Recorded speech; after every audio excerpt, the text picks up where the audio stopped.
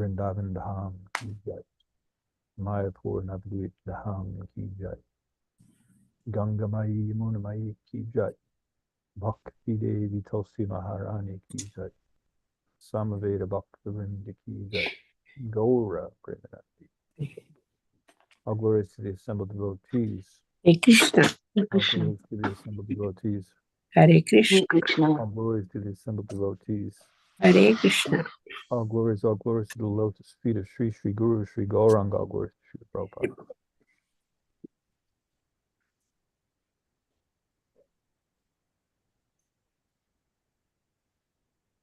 Krishna Prabhu, Dandar Pranams, all good Srila Prabhupada. Hare Krishna.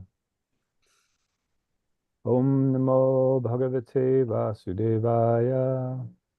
Om Namo Bhagavate Vasudevaya. Om Namo Bhagavate Vasudevaya. Om Namo Bhagavate Vasudevaya. Om Namo Bhagavate Vasudevaya. Om Namo Bhagavate Vasudevaya. Hare Krishna. Good morning, everyone. Thank you for joining. We will continue our study of Srimad Bhagavatam. We are in the second canto, the 10th chapter, and today's verse is number 34. Atah param shukshmatamam avyaktam nirvisheshanam anadi madhya nidhanam nityam van manasa param. Atah param shukshmatamam avyaktam nirvisheshanam anadi madhya nidhanam nityam van manasa param. Atah parang sukmatamam avyaktam nirvisheshanam anadi madhya nidhanam nityam van manasa param. Please chant. Atha param sukshmatamam avyaktam nirvisheshanam anadimadhya nidhanam nityam van manasa param. Atha param sushmatamam avyaktam nirvisheshanam anadi madhya nidhanam nityam van manasa param. Hare Krishna. Atah param shushko matamam abhaktam nirbhisheshanam anadi madho nidhanam nityam bhan manasha param. Hare Krishna. Hare Krishna. Atha param shukshmatamam avyaktam nirvisheshanam anadi madha nidhanam nityam van manasah param. Hare Krishna. Atha param sukshmata mamam avyaktam nirvisheshanam anadimadhya nidhanam nityam vana manasa param. Krishna. Thank you.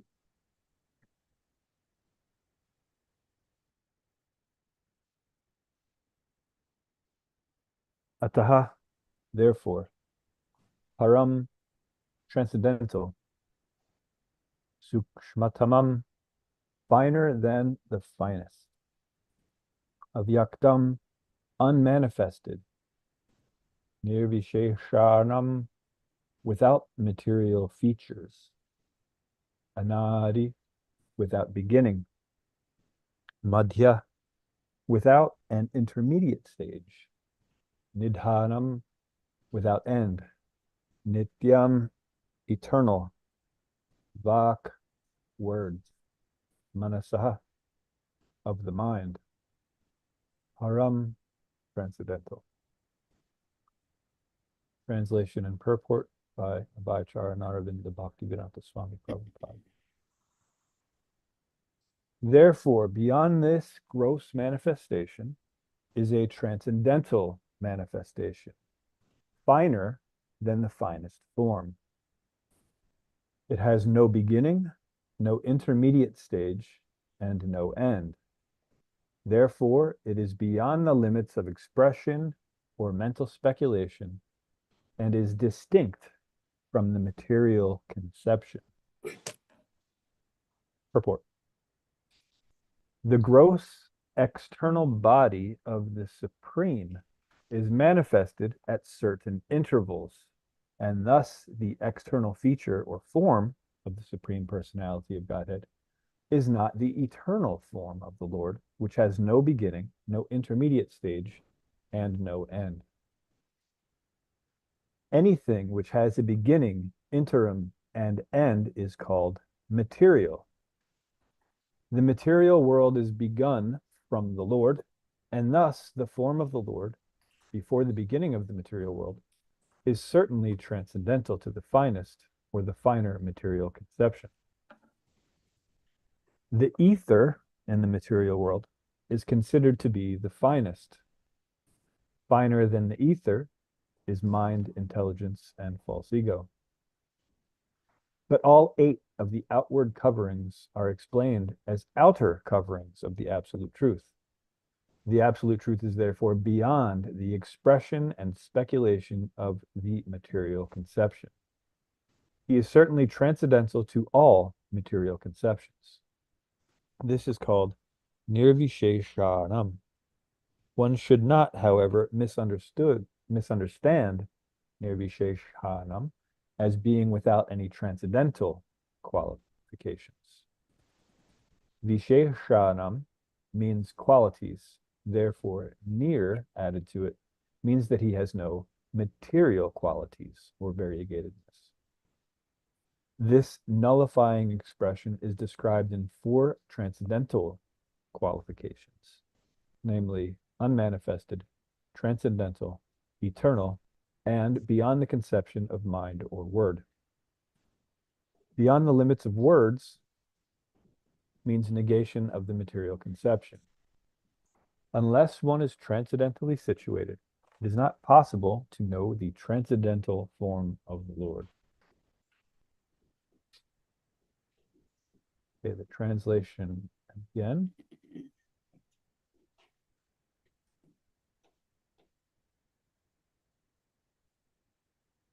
Therefore, beyond this gross manifestation is a transcendental manifestation, finer than the finest form. It has no beginning, no intermediate stage, and no end. Therefore, it is beyond the limits of expression or mental speculation, and is distinct from the material conception. Nama Om Vishnu Padaya Krishna Prasthaya Bhutale Srimate Bhaktivedanta Swaminita Namane Namaste Saraswate Devi Gauravani Pacharne Nirvishesha Shunyavadi Paschatya Deshitarane Om Ajnana Timirandasya Ganjana Shalakaya Chakshur Militam Yena Tasmai Shri Gurave Namaha Vanchakalpatrubhya Chakrapa Sindubhya Eva Chapatitanam Pavanebhyo Vaishnavebhyo Namaha.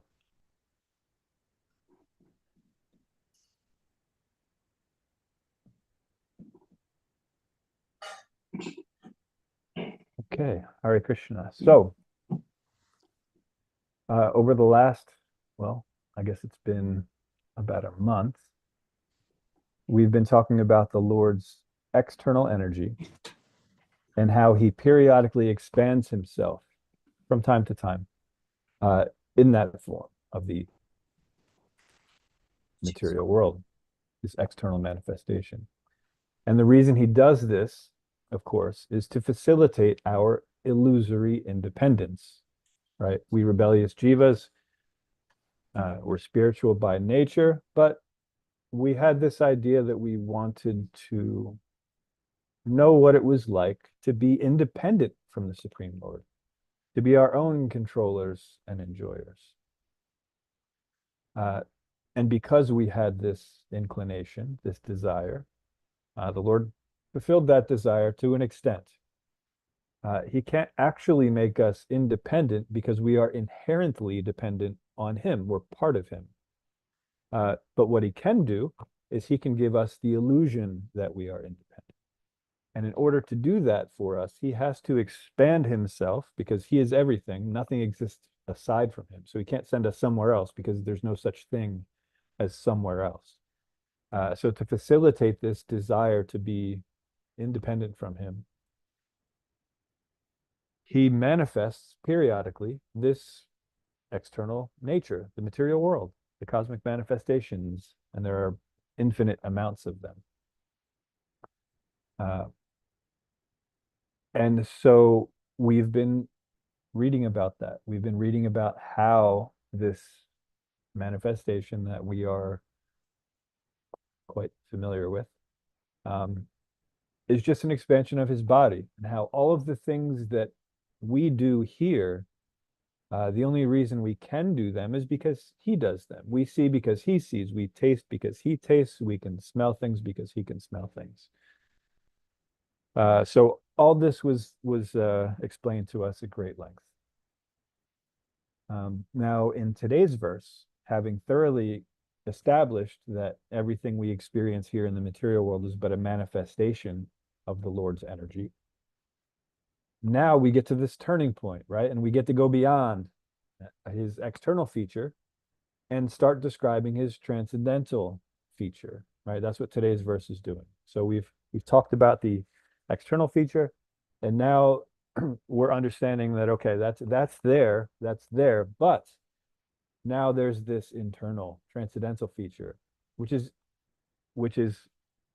eternal, not just internal, but eternal, right? It doesn't have a beginning, middle, and end, just like everything we experience in this material world. And so it's actually superior. It's always existing. So at this point, it's good to mention that it's actually okay to appreciate this material world. A lot of times, especially early on, when we're in the neophyte stage, we have a tendency to have this really, really bad taste about material nature.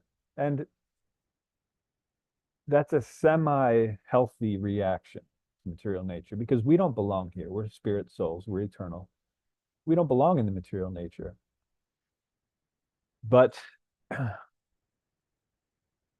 our disgust is aimed improperly when we have a disgust for the material nature, because our disgust is directed toward material nature, not towards our reason for becoming entrapped in the material nature. No.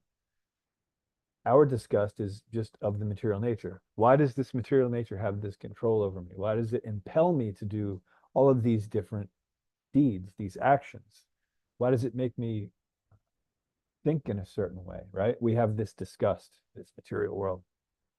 But what we don't understand when we have that immature disgust of the material world is that we're here for a very good reason.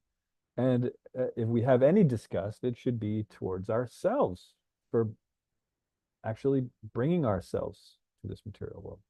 As I said, it was our misuse of free will that gave rise to the Lord's expansion of the material world. Otherwise, there's no need of it, right? So that addresses the disgust. It's okay to have some disgust because it's not where we belong, but the disgust shouldn't be aimed at the material world, which is just an expansion of Krishna. It should be aimed at the reason that we're here and trapped in this material world. Now, I said it's okay to appreciate the material world. And what I meant by that is that it is an expanded form of the Lord, and it exists out of his unconditional love for us rebellious jivas who turned our backs on him, just to have the opportunity to purify our consciousness and return back to him, right? So in that sense, it's something obviously we should appreciate, because when we had this inclination, when we misused our free will and we wanted to try our hand at being the center, the controller, the enjoyer, independent from the Supreme Lord, he didn't have to expand this material world. He didn't have to put us under this illusion that we can actually come back from, right? Could have just blinked us out of existence. Our desire was to be independent from him. And the only thing independent from him is nothing. You have to become nothing in order to become independent from him, right? Because he's everything. So in that sense, yes, we should appreciate the material world, because if it weren't for the material world, we wouldn't exist anymore, because we misused our free will. We wanted to become independent from the Supreme. So now at least we have this opportunity to reform ourselves, to purify our consciousness, to get back to our original nature, right? And so in that sense, yes, we can appreciate this material world.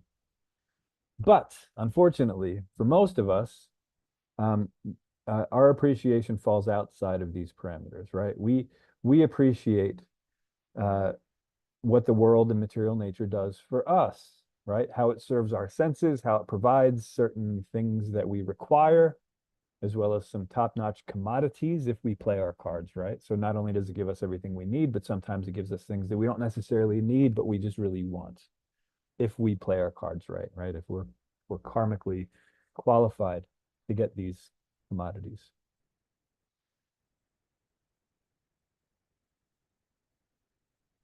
But this type of appreciation for the external energy of the Lord it's far less than ideal. If we're just appreciating the fact that material nature, although we don't belong here, is at least giving us food and shelter, protection. It's giving us the opportunity to acquire things if we play our cards right, etc. If this is where our appreciation ends, then there's really no hope of escaping the material world. So although I said it's okay to appreciate material nature, we have to appreciate it according to our actual relationship with the Supreme Lord. So if we understand who we are, we understand who the Supreme Lord is, then we can certainly appreciate that this material world, although temporary, is a necessary tool for us to get back where we belong. And so that is where the appreciation can be. Otherwise, if we have this other type of appreciation, which most of us do, of just, how convenient some things are, right? Right now, I'm in Kentucky, and I'm able to talk to a lot of you who are in Philadelphia because of this convenient device that I have here and the convenient program on this device, which allows this connection, right? And so if that's what I'm appreciating, and I'm not appreciating the fact that actually this technology is in the spiritual world and it's much more efficient, because in the spiritual world, we're not bound by time and space. So if we're thinking of a place and we're thinking of the people there, we are there. That's it. It's as simple as that. We don't have to open up a device and keep it charged and load a certain program and invite the people to come. No, it just happens automatically. That's how the spiritual world works. It's not bound by time and space. So the things that we're appreciating in the material world, they're just reflections of what's actually there in the spiritual world. And it's of a much less quality, right? Because it's just a reflection. You have the substance, right? You have the thing that's looking in the mirror, and then you have the shadow of it, the reflection of it. It looks exactly the same for the most part, depending on how good your mirror is. But it has no substance, right? So if I'm looking in a mirror, or right now I'm looking at a screen which looks like a mirror, and if I see that, oh, there's something in my eye, and I go to reach and, oh, let me get that. No, it won't work that way, right? It's actually in the eye. It's not in the reflection of the eye, right? So we have to be able to understand what is substance and what is shadow, what is reality and what is reflection, right? So if we understand the material world in this way, we can have an appreciation for it. We can appreciate that this mirror exists, but we shouldn't become lost in it, right? We should understand that the purpose of this reflection, this material world, the purpose of this reflection of the spiritual world is to purify our consciousness, to reform our motives back to its original state, understanding it that we are eternal servants of Krishna and acting accordingly. So this is the type of appreciation that we can have for material nature. And if that's not where our appreciation is, if we appreciate these other things, then it's in our best interest to examine that and figure out a way to rectify that. So in today's verse, we're told the nature of this transcendental feature, so the Lord's transcendental feature, as being, quote, beyond the limits of expression or mental speculation and is distinct from material conception, end quote. So as far as this verse is concerned, we understand that there is a superior nature that is always manifest, not just periodically, and cannot be understood while one is under the influence of the inferior temporary manifestation.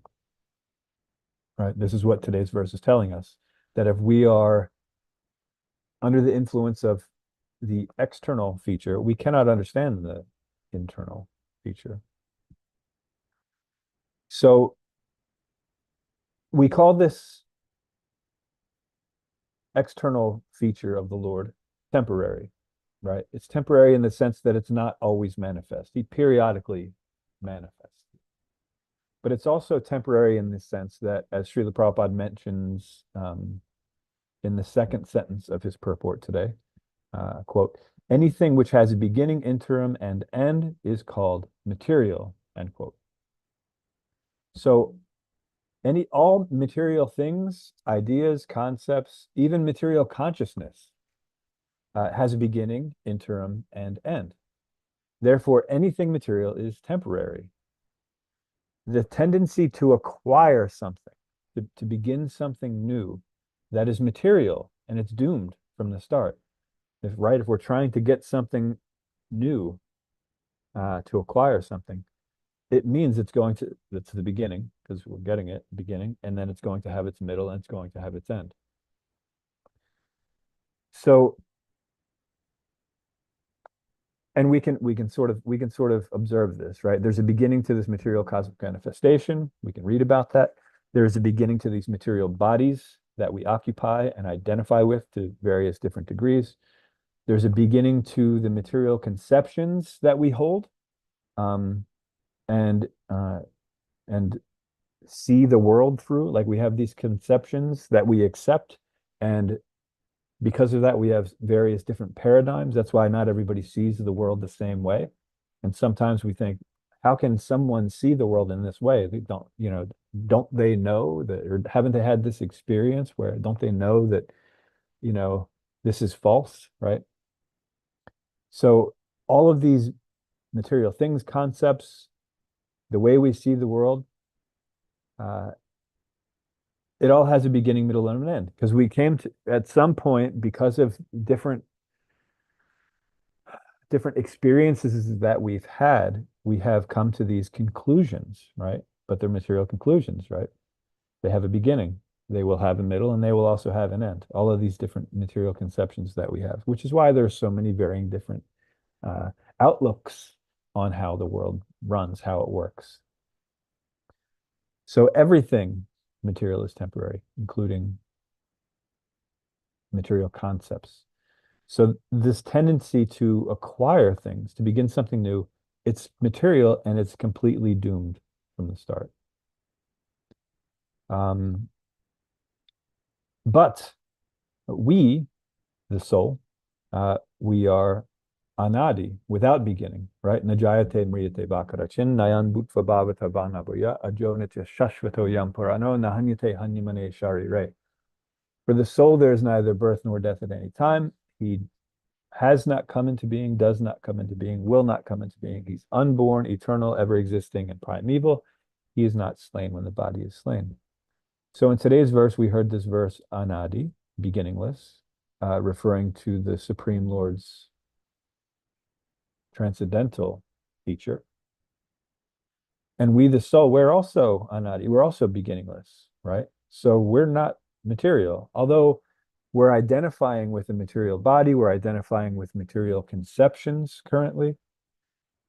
We, however, are not material, right? It's just that consciousness, which brings us to this point where I said even material consciousness has a beginning, because we are eternal beings. But at one point, we misused our free will. And that's when this material consciousness began, right? And so it will also have a middle, and it will also have an end, right? So we spirit souls who are eternal, have no birth or death at any time. We're tatashta, right? It means we're marginal. It means that we immigrated to the material world out of our desire to control and enjoy independently from Krishna. And that's against our true nature. That polluted consciousness, as I mentioned before, is temporary because it had a beginning, right? So it will eventually have an end. So it's not really acquiring anything new. It's just uncovering something that we inherently already have. But there's a difference between it. So we were talking about how matter has a beginning, it has a middle, and it has an end. And so for most things, this happens whether we want it to or not, right? We actually don't want the things to end that we like. We like the things to end that we don't like, right? The material miseries, we're quite happy that they automatically end at some point. We're psyched about that. But when it's something that we want, something that we work really hard to get, something that we value, we don't want it to end, right? But everything ends regardless. Material consciousness, however, it doesn't automatically end like everything else in the material world, right?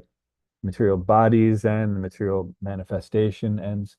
But the material consciousness, although it will come to an end, it won't come to an end automatically, like all of these other things, right? Everything else has this cycle. The breathing cycle of the Supreme Lord causes the manifestation and non-manifestation of these cosmic manifestations. The time factor will take away these material bodies. Even the material conceptions are automatically going to be taken away. But material consciousness, that will stick around until we actually do something about it, because it's polluted consciousness. And we have to purify it. It's not some automatic thing that's going to purify it. We actually have to do something about it to purify it. So material consciousness lives on as long as we misuse our free will and try to control and enjoy separately from Krishna. As was pointed out a couple weeks ago, sometimes the material world is manifest and sometimes it's not. So sometimes we rebellious jivas are able to act on our material desires, and sometimes we're just in a state of suspended animation, right? We read about that 2 or 3 weeks ago. So the material consciousness actually is remaining, even when we can't act on our rebellious natures to try to control and enjoy, when the material world is just not manifest. That material consciousness is still there. And as soon as the field of activities are then expanded again, we pick up where we left off in this struggle for material existence, right? So the material consciousness remains until we properly understand our true relationship with the Supreme Lord and actually act accordingly. And that, of course, is revealed by the spiritual master, right? And how is that revealed by the spiritual master? Do we just find one and pay some sort of fee? Is there a secret code we need? Do we have to solve some sort of cryptic riddle? Is it just automatic? Who can tell me? How does the spiritual master reveal to the disciple? Anyone? I do this verse a lot. Hare Krishna, Prabhuji. Hare Krishna. When you serve the spiritual master with humility, so we gain the knowledge, and that's how we learn. Good. With submissive inquiries, humble attitude, and with a service attitude. We have to render service and inquire submissively. Tadvini pranipatena pariprasnena sevaya upadekshantite jnanam jnanina sattvadarshanaha. And if we do that to a bona fide spiritual master, if we inquire submissively and render service, then he can reveal the truth to us. Why? Because he has actually seen the truth, right? It's not that just he knows the truth, he's actually seen it. So he can give that to us. But we have to have this submissive attitude and this willingness to actually render service unto the spiritual master, right? So thank you for that, by the way. So just as we misused our free will to enter into or to begin our material consciousness, we have to properly use our free will to end our material consciousness, right? So there's a beginning and there's an end, but the cause of the beginning was the misuse of our free will. The cause of the end is the proper use of our free will. And in order to properly use our free will, we have to understand how to do that from the spiritual master, because today's verse specifically says that this internal feature, this transcendental feature of the Lord, is beyond anything material, material logic, material acquisitions. It's of a different nature, right? So we don't go to a material master, we go to a spiritual master, someone who's actually seen the truth, who can deliver the message of the Shastra, which Krishna gave us in order for us to know him properly. A person who can actually give us the message of the Shastra untainted, without any changes whatsoever, and instruct us how to actually purify that consciousness, how to properly use our free will to get back to spiritual consciousness, right? That's how we end our material consciousness. It doesn't automatically end like everything else that's material. Material consciousness, we have to go through a specific process to end that, right? So, just looking, and I'm not going through this as quickly as I thought, but I don't want to rush through it either. Anyway, so connecting with the spiritual master and following the Vedic process of inquiring submissively and rendering service, it's the only way that we can understand how to reverse our misuse of free will, right? This is the spiritual process. It's eternal, and it will always work when it's properly applied. Any other way, aside from finding a bona fide spiritual master, inquiring submissively, rendering service, and actually following the instructions which are given in the Shastra, any other way is going to be a material process, right? We know what the spiritual process is. It's very, very specifically defined. Anything that's beyond that, anything outside of that very specific definition, is a material process. And we know that anything material has a beginning, a middle, and an end, right? So it's imperative that we understand this distinction between spirit and matter. And not just theoretically, we have to know how to apply it. Not only do we have to know how to apply it, we have to actually apply it properly, right? So we know that everything material goes through 6 phases. It comes into being, it grows, it remains for some time, it produces some byproducts, it dwindles, and then it dies. So in today's verse and purport, these 6 are simplified down to 3: beginning, intermediate, end, right? But spirit is eternal, anadi, beginningless, as we already mentioned. So we have to understand this relationship and act accordingly. So there's always talk in this material world about the next big thing, right? Starting something new and exciting that's going to change the world as we know it. And we think it's going to solve all of our problems, right? And we, aspiring Vaishnavas, we're not immune to that. Sometimes we hear of some sort of revolutionary idea and we think, yeah, this is amazing, you know, or we even see elements of at least secondary aspects of bhakti being presented in sort of a bigger presentation. Say, for example, we see a famous actor who's talking about how in order to save this planet, we have to change our diets, right? We have to eat less red meat because it's, you know, it's causing climate change, yada, yada, yada.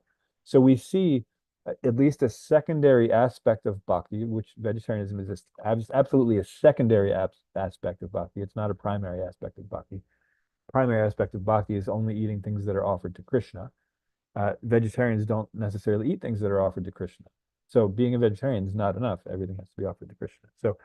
But sometimes we see these secondary aspects of bhakti being presented by someone who has potency, and we aspiring devotees think, oh, see, now finally they're doing something about this, and we sort of, instead of trying to bring them into the actual proper mindset, into understanding, okay, not only do you have to stop eating meat to counteract climate change, but you also should offer everything that you're eating to counteract the reason why you're here in this material world, right? We're not trying to counteract climate change. I mean, in one sense, yes, we are trying to eliminate this material climate from our experience. We want to get out of this material climate and go back to the spiritual world. But that's not solved by doing a simple thing like stop eating meat. That's done by connecting ourselves to Krishna, understanding what our relationship is with Krishna, and acting accordingly, right? Not just changing our diet, but changing our consciousness, right? We change our diet, we're going to be more pious. We may live in a more peaceful world after this life, right? This world, it's already going through the cycle, right? This is Kali Yuga. So we won't change this world, but if we at least try to do that through pious activities like vegetarianism, our next life, we will be born into a better yuga. And so in one sense, sure, we will be attaining some sort of semblance of world peace. It'll be a little bit more peaceful than it is now for us in our next life. But that's not what we're going for. Real peace, of course, Srila Prabhupada points out that actually, so Srila Prabhupada points out that Krishna is pointing out at the end of the 5th chapter of Bhagavad Gita that peace only comes when we understand that Krishna is the controller and the enjoyer. He's the beneficiary of all sacrifices. He is the one, not we. We're not the center. Krishna is the center. And only when we understand that, and we understand the relationship between us and Krishna, can we actually attain peace from the pangs of material miseries. So when we act accordingly to our actual relationship, that's when real peace can come. So when these next big things come and they sort of have some sort of semblance of parallel to bhakti, we shouldn't shouldn't get distracted by them and think, okay, yeah, let's join that movement and try to spread the word of, whatever. It came into being, it's temporary, it will go out of being. The next big thing is just going to be the next big thing that fails, because everything that has a beginning has an end here in the material world. So it's in our best interest to stop worrying about making something new or acquiring something or achieving the next big thing. And it is in our best interest to uncover what is already there, which is already there in its purified state. We are peaceful, right? So all we have to do is purify our consciousness, stop misusing our free will. That's when we can attain peace, and that's the only way. And that's the spiritual process. So we have to understand our true nature. We have to know God's true nature. We have to understand the relationship between us and God, and we have to act according to that relationship. All of this happens under the authorized instructions of the spiritual master, following the example of the sadhus, and developing a firm understanding of the shastras, right? We have to understand it completely, not just a vague idea of what the shastras is telling us, but a firm understanding of what the shastras say. Because oftentimes, the way we deal with something will depend on time, place, and circumstance. So if we only have a vague understanding of what the Shastra is saying, we won't know how and when to apply that vague understanding, right? And so we may misapply that vague understanding. And we see that happening often where these spiritual institutions will break away right? They'll cause these different factions where there was some misunderstanding, and half of them went this way and half of them went this way, right?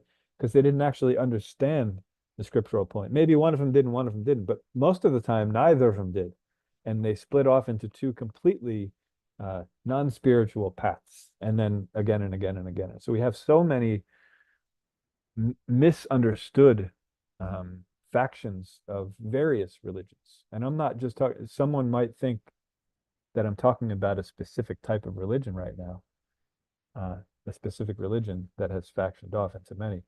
But it's happened in Vaishnavism too. So I'm not picking on some other religion, which a lot of times when this example is brought up, we give the example of a particular religion who has obviously splintered off into many different things. But we've done it too. So we shouldn't pick on these different religions, but we should understand that this concept of not having a proper understanding of Shastra and therefore branching off and making a whole new philosophy that's based on whim or just not a thorough understanding of Shastra, that's what we should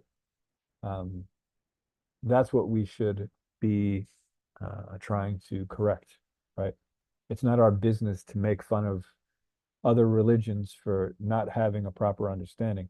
It's our business to understand why we don't have a proper concept of religion. And we don't. We individuals, we do not have a proper deep grasp on Shastra, because if we did, we wouldn't have any material desires whatsoever. We wouldn't have any material inclinations whatsoever, right? So we have to identify that for ourselves, and we have to focus on actually what's proper. So we have to understand the relationship between us and the Supreme Lord. We have to act accordingly. We have to find an authorized spiritual master, take his instructions seriously, and we have to get a firm understanding of the Shastras so that we know how to apply the concepts of the Shastras in any given situation, not just in an ideal situation, in any given situation, right? And so Shastra teaches us how to do that. So if we do this properly, if we follow this method of Krishna consciousness and purify our consciousness, then we will no longer have to deal with material nature, right? But if we fail to purify our consciousness, we remain here perpetually, right? Like I said, material consciousness doesn't automatically end like everything else that's material. Material consciousness only ends when we purify our consciousness back to our original state. All right. So we have to take this very seriously if we expect to actually get out of this material world. We shouldn't try to keep trying to make this world a better place. We should understand what this world is. We should accept it for what it is. And if we want to break free from that cycle, then we have to follow the actual spiritual process, which was given to us. So in summary, I'll wrap it up here. Aside from the external nature, which we've been reading about for many weeks, which, although compromised of nothing but spirit, is misidentified and misused. And as such, since we're misidentifying and misusing it, that's the cause of our suffering. So aside from that nature, which even though it's spirit, since we're misidentifying it, it's nothing but misery. Aside from that manifestation, there's the transcendental manifestation, which is eternal, it's blissful, and it's full of knowledge. And it's our actual home, right? Because that's our nature too, before we misused our free will and tried to be independent from Krishna. So it matches our true nature, it's our actual home, and it's where we belong. And to get from here to there, we need to purify our consciousness by following the process laid out in Shastra under the expert guidance of the spiritual master. And we know that we have to inquire submissively and render service. It's not just that we find an authorized spiritual master and demand answers. We have to do it properly. And with the help of the exemplary sadhus, the fellow aspiring transcendentalists who can help us learn through their experiences. So if I'm just learning through my own experiences, it's going to take a very long time. a lot of trial and error. But if I associate, the more sadhus that I associate with, the easier it is to navigate these different obstacles, right? Because we've all gone through these different obstacles. So I can help someone with the obstacles that I've been able to overcome through the guidance of the spiritual master and under the instructions of Shastra, right? And so I can help with that, and they can help with the ones that they've been dealing with, right? And this is our process, understanding how to navigate through this material world to get out of this maze, with the help of Guru, Sadhu, and Shastra. Okay, so let's end here and see if there are any questions or comments or reflections or even arguments.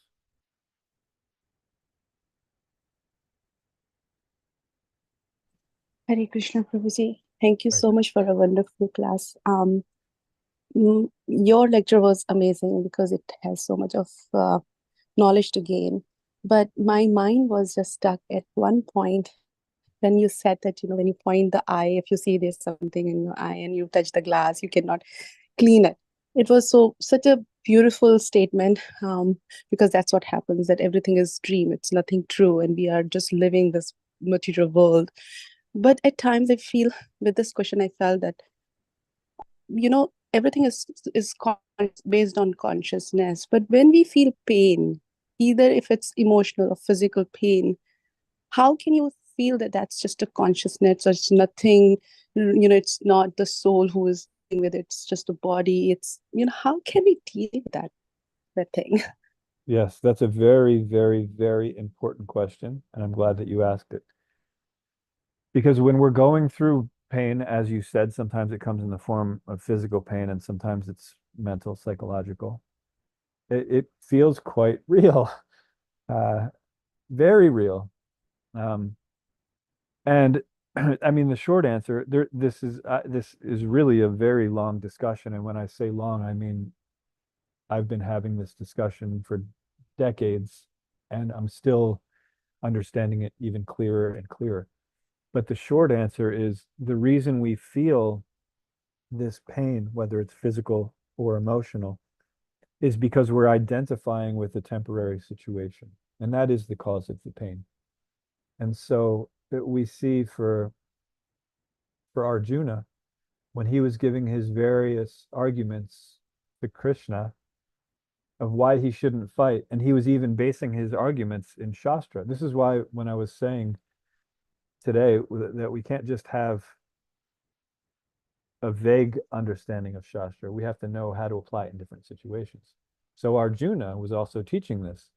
He was quoting Shastra to the Supreme Lord who gave the Shastra, why it would be better for him not to fight, because if he fights, then he's going to destroy all of these kings, right? And the kings are responsible for guiding civilization, right? And if civilization isn't being guided properly, and family values go out the door, and if family values go out the door, then the people that are born aren't receiving these family values, so they're just Varna Shankar, they're it's a population that's going to just make the problem even worse, right? So he's quoting Shastra to try to convince Krishna, the source of Shastra, that actually no, he shouldn't fight. But the point was, Krishna said, although you're speaking learned words, you're mourning for that which is not worthy of grief, because he was identifying with his relationship with the people that he was ordered to kill. They were cousins and teachers like that, people he respected, people that are worthy of respect. So since he was identifying with that situation, it was causing him grief or pain, right? Mental pain. So much so that physically he couldn't even hold on to his bow anymore. It slipped away from his hand, right? He was grieving so much. And it took a long conversation for Arjuna to understand that no, this is actually just what needs to happen. And the reason that you're reluctant to do so is because of attachment. And so for all of us, this is the case. Whenever we're feeling grief or pain, whether physical or mental, emotional, it's because we are attached to the body. Now, we can't just say, all right, I know I'm not the body, so I'm just going to ignore the pain. We can't do that either. That's like it's like, if you get shot with a bullet and then you just try to put a Band-Aid on it, right? No, that's not quite how it works. What we have to do is, instead of trying to ignore it, because we know in theory that we're actually not this body, whether this gross body or this subtle body, where the emotional pain comes into play. We have to, instead of ignoring the pain, because we know, at least in theory, that we're not the body, we have to go to the root of it. We have to understand, okay, I know in theory I'm not my body, but what does that actually mean, right? So we have to start thinking, feeling, and willing according to Shastra, spiritually, before we can get rid of this pain. It's not a pain that can be ignored just from knowing something theoretically. It's something that we actually have to understand. And in order to understand it, we have to go through this process where we need to understand how and when to apply which specific parts of Shastra to a situation, right? And that takes a long time. It's a long process, because our attachment to the material world is a very strong one. We have many layers of material nature. There's all these different layers of goodness, passion, and ignorance. And there are so many layers of them that and we've identified with these layers for such a long time that we think that this is actually our reality, that of course we're going to feel all of this mental and physical pain. But as we go through the process of Krishna consciousness, and it's as we surrender unto Krishna, he rewards us accordingly. So whatever we put into our Krishna consciousness, that's how much clarity we're going to get. When we're chanting Hare Krishna, Lord Chaitanya pointed out that this chanting process, it cleanses the mirror of the heart. It gives us this clarity, right? But when we get this clarity, we don't necessarily always act on that clarity. So sometimes, for example, we've been chanting japa for a while and we get this realization. And the realization is that there's something that we've been attached to our entire lives, and we're getting the realization that it's actually not the best thing for us. And it becomes clear. We understand that, oh, this isn't the best thing for me. So it's become clear to us through the process of chanting Hare Krishna that something that we're very much attached to is not good for our spirituality. Now, when that clarity comes, it's not that we just automatically say, okay, well, that's clear, so let's just get rid of that, right? It would be nice if that's how it happened. But what happens is we start seeing the value that, the material value that we have for this thing. Yeah, but okay, maybe it's not the best thing for my Krishna consciousness, but it actually helped get me to where I am now in my Krishna consciousness, right? It was a tool in getting me to where I am now. So I can't give it up. It's valuable, right? Whatever it is, whatever the attachment is, it could be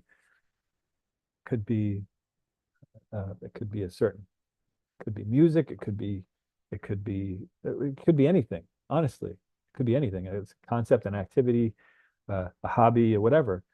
But since anything can be used in Krishna's service, right? We can basically say, okay, instead of getting rid of it, let me just try to use it properly.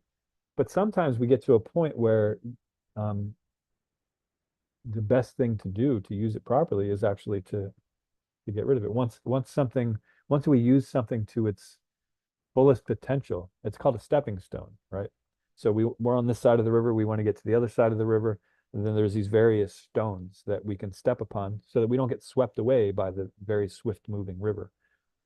And so we take a step, we take the first step, and we see, okay, I'm getting closer to my goal. This is good. I like this. And this stone is amazing, and I'm glad it was here, because otherwise it would have been swept away. And then we go to take the other step, but then we look back at the one behind us and we think, wait, but that step helped me so much, and we kind of want to take it with us. But the point is, we don't take it with us because it's there. It's there in the river. We can't pick up that huge, heavy stone. It helped us to get to one point, but in order to get beyond it, then we have to use other stepping stones, right? And that's what it looks like when we're peeling away these layers of conditioning. All of these things have some value, but we have to understand where that value ends, right? And we have to be intelligent enough when that clarity comes through chanting Hare Krishna. We have to be intelligent enough to leave that behind. And we have to do it. We have to actually do it. We can't just, like I said, ignore something. That's Paugul Vairagya, false renunciation. We can't just say, okay, yeah, this thing's bad for me, let it go. No, we have to understand how to properly utilize it. And then when we've fully utilized it, we become detached from it, right? So in the stepping stone analogy, when the stone is presented, it's in front of us, right? And we see that, okay, this isn't what's ultimately going to save me, but it's what I need to do. So you go to it, you're on that stone. Now you're realizing the extent that that stone can actually help you, right? When you finally become detached from it, whatever the thing is that at one point helped us in our Krishna consciousness, when we finally become detached from it, that's when we actually let it go and move to the next, right? And the way to become detached is to properly use it according to Shastra, the instructions of the Guru and the sadhus. Did that become confusing toward the end? Or was that clear? Very nice, Prabhu. Okay. Thank you so much. Yes, Prabhuji. And Thank you so so it's much. so it's a process. So it's not just that once we pass one obstacle, that all of a sudden we don't feel pain anymore. It's that once we pass one obstacle, we're not feeling that kind of pain anymore. But we still have a lot of different kinds of pain to go. And the only way to get through those is to one by one understand, okay, this is the next step. This is what I focus on now. How do I engage this particular thing in Krishna service? And when we engage it properly, then we move on to the next. We move on to the next. Then eventually, all these pains that feel very real, we no longer identify with them because, well, we're not the body, the gross body, so we won't identify with the physical pain. But we're also not the subtle body, so we won't identify with the emotional pain either. And it's a long process, but we have to be diligent in following this process, having faith that it's actually the only thing that'll work. It's the only thing that can eliminate all of this pain. And being sincere, dedicated, and like I said, diligent going through it. And then little by little, all of these different attachments that we've had, we will have purified them. If we're no longer attached to something, it doesn't hurt when you take it away. That's the point, right? If we're still attached to it and we forcefully give it away, we have that pain, right? That's the Falgu Vairagya, where although you physically have gotten rid of something, you're mentally still focused on it, right?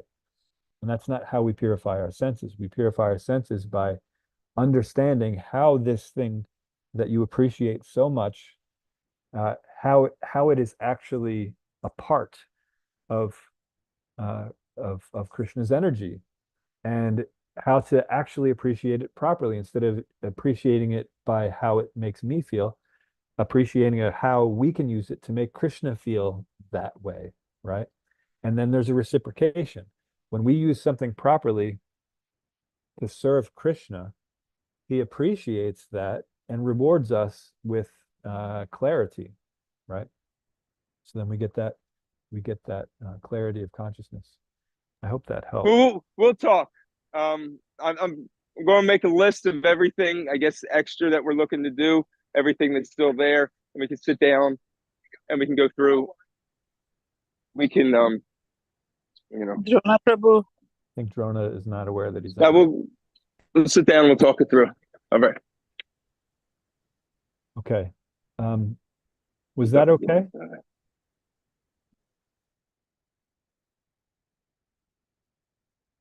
Anyway, hopefully that was okay. Hare Krishna. Yes, Prabhuji, I'm sorry, I'm driving, so I'm That's okay. sorry. Thank you. But it was really, really great. Thank you so much for the explanation. It will take time definitely for us Yes. to follow. It takes some time. It takes a lot of this conversation because what happens is the conversation, it makes sense, but then when it comes time to apply it, sometimes it's much more difficult. And that's where the association of devotees comes, because different devotees have gone through different obstacles, and we can help ourselves through these obstacles. So if we at least know in theory that, okay, I'm attached to this thing and I have to overcome it, that's when we start finding devotees who we can actually trust and we can confide in and can help us through these situations. And that's what the process of Krishna consciousness is. Overcoming these obstacles with the help of Guru, Sadhu, and Shastra. So yeah, it all may have made sense, but it's easier said than done. Well, okay, but it's still doable. We just have to have this conversation for a much longer time. We meaning in general, not necessarily you and I, but this conversation has to go on for all of us. Okay. Is there anything else or anything more on that? I wanted to say, I wanted to apologize real quick. I just realized I was You're unmuted fine. we have a project going on at the temple, and I had to meet the contractors before they move forward with something. So I wanted to, anyway, I apologize that happened. No worries. Try not to make that happen again. You didn't say anything embarrassing, so it's fine. Hare Krishna. Hare Krishna. Okay. Anything else? Thank you very much for explaining how to handle life also. These things, it's very hard, the way she said. But with the sadhu sangha and then guru, with all those help, with all the people help, we can come out of it. Thank you very much, Prabhu. Thank you. Yeah, the most important thing is when Krishna gives us clarity, we have to take it seriously. We may not be able to give something up immediately when it becomes clear, but we definitely shouldn't ignore it. That's the thing. And that's what, unfortunately, most of us have been doing for a long time. I myself have been doing it for a long time, where Krishna makes it clear, but then if we don't actually act upon that clarity, we don't work on it, then we're not going to get another opportunity, because if Krishna already knows that, okay, I just told him what the problem was and he ignored it, so why is he going to tell us again? So we can continue chanting Hare Krishna.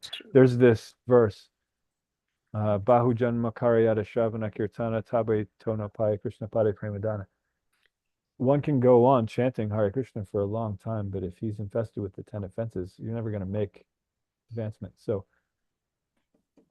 if we're ignoring the clarity that Krishna is giving us when it comes, then you should also keep on chanting Hare Krishna, but it's not going to have effect unless we actually try to get rid of these offenses. And also, because that one is to maintain material attachments even after understanding certain instructions on this matter. So it's not that when we start chanting Hare Krishna, all of our material attachments go away. But when Krishna reveals to us why a particular material attachment is holding us back, and we don't at least try to understand how it's holding us back and try to figure out, okay, how can I actually properly use this in Krishna service, then this process is going to take a very long time. So that's the key to this process actually working, is to, when these clarities come about, don't ignore them. Don't put it on a back shelf. What a lot of times what we do is we say, no, let's I understand that this thing is important for me to give up, but right now it's not practical. So we put it on a shelf. We say, all right, once I'm like 50, but then when we become 50, it's like once I'm 75, I got to do all these other things first, and then I'm gonna take it seriously.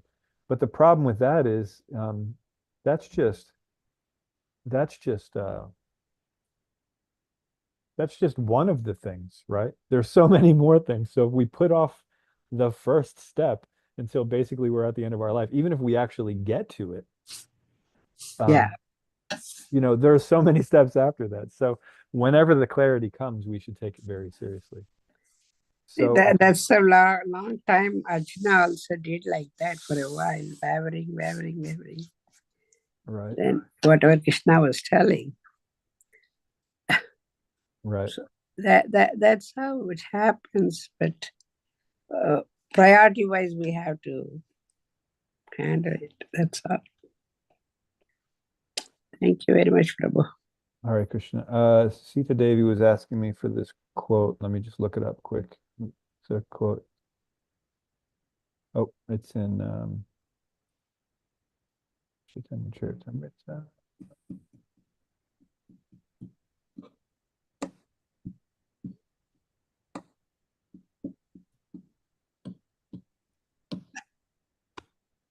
Okay. Nope. Thank you, That's not Prabhu. it. You can send it later. It's not, I don't want to hold up everyone. No, I got it. Okay, thank you. No, it's not that one either. I'll get it. It's a good one to know. Yes. Very good. Okay, yeah, here it is. It is Adi Leela, chapter 8, text 16. And the exact translation that Srila Prabhupada gave us is, if one is infested with the 10 offenses in the chanting of the Hare Krishna Maha Mantra, despite his endeavor to chant the holy name for many births, he will not get the love of God. That is the ultimate goal of this chanting. Right. And so Srila Bhaktivinoda Thakur, he quotes this verse a lot, and so does Srila Bhaktisiddhanta Saraswati Thakur. These are very important things for us to understand. And Adi Text number? chapter 6. Adi 8:16. 8:16. Okay. Yeah. And so we Westerners and that doesn't necessarily mean you were born in the West. I mean, with the Western mentality, which most of us have, of yeah, look, I'm following the process, I'm going to get the result. That's basically our attitude. But we don't understand that we don't even know how to follow the process. We may have heard what the process is, but we don't know how to follow it. So when we hear verses like this and explanations of these verses from the acharyas, we can actually appreciate fully what this actually means. Because otherwise, we figure everybody has this romantic fantasy that somehow at the end of their life they're going to pull an Ajamil, right? Somehow we all think, oh, I've had enough association with devotees that somehow I'll at least accidentally, call out for a friend or something who's, and if all my friends are devotees, it's one of Krishna's names, and yeah, I'm gonna be all good. But that's a very rare thing to happen. And if we're not actually cultivating Krishna consciousness, there's no way we're going to think of Krishna at the time of death, not even accidentally. It's such a slim, it doesn't happen often. And we know it doesn't happen often because the Yamadutas were completely bewildered when it happened, because it had never happened before, right? So we shouldn't think that all of a sudden, since that's the precedence, that from now on, anyone who's ever come in contact with devotees, magically is going to call out Narayan or Krishna or, something like that at the end. No, forget about it. Forget about it. We have to understand what these verses are saying and what it means for us. And Krishna consciousness can't be something, it can't be something that we just like appreciate. It has to be something that we are. We have to identify with it. That's what association means. You have to identify with it. It has to be the thing that we do. I'm not saying the most important. It's the only important thing that we do. Everything else is just contributing to our stay here in this material world. So until we come to that realization and act accordingly, we're here, right? We're here in this material world. But yeah, that's the goal, is to get to this point. And when we have this sincerity to actually cultivate this understanding, then these particular verses, like Bahu Janma Karyati Shravana Kirtana, these say a whole different thing to us, right? And when the acharyas explain it, it's a whole different thing. And so as we surrender, Krishna rewards us accordingly. We'll hear these same verses over and over, and they mean more and more as we go on. That's progress. That's the process of devotional service. So it's not that if we're on one stage, we should feel bad. Oh no, I'm in such a low stage of devotional service, I'm never going to make it there. You can go from here to here in an instant if you actually purify your consciousness. But if you don't purify your consciousness, you can remain here for so long. So it doesn't matter where you are currently, it's what direction you're heading. Don't worry about anything else, right? Don't become overwhelmed by, oh, I have so far to go. Don't become overwhelmed with, I've been stuck in this particular. All you have to know is when Krishna gives me the next incident of clarity, I have to take it seriously according to Guru, Sadhu, and Shastra. And if I do that, I'm going to make progress. Don't worry about, I'm going to make progress, but I'm only going to be like from here to here. No, don't worry about any of that. Just worry about doing the right thing according to Guru, Sadhu, and Shastra. Because currently we're doing the thing according to our material experiences and values and ideas, and it's material. So it's going to have a beginning, middle, and an end, right? So we have to get on this track of doing things spiritually. And the way we do that is to follow Shastra under the instructions of the Guru and following examples of the sadhus. And so when we're chanting Hare Krishna and we're getting that clarity, the Cheto Darpana Marjanam process, when this clarity comes, we have to take it seriously, act according to the Guru, Sadhu, and Shastra to our best ability, whatever level we're at. And when we do that, then Krishna actually does all the work, honestly. It sounds daunting, and it should, because it's actually impossible.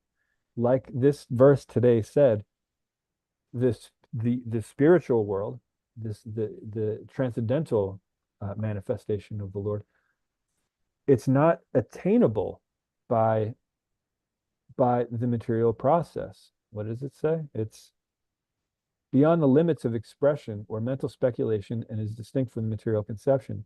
We can't get there trying to follow, this material process that we've been following. It's impossible. The only thing that makes it possible is when we surrender to Krishna. It's like grabbing a rope, right? So we don't have to worry about like how high it is and, oh, I can't climb that. You're darn right you can't climb that high.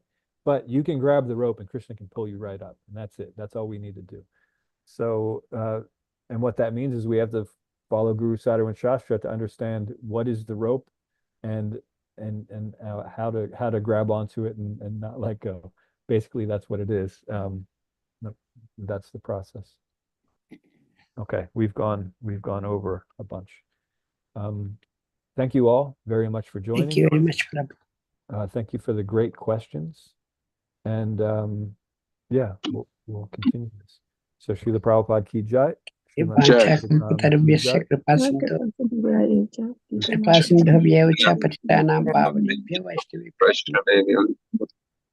Krishna, Prabhu. Thank you very much, Prabhu. Hare Krishna, Prabhu. Very nice class. Thank you.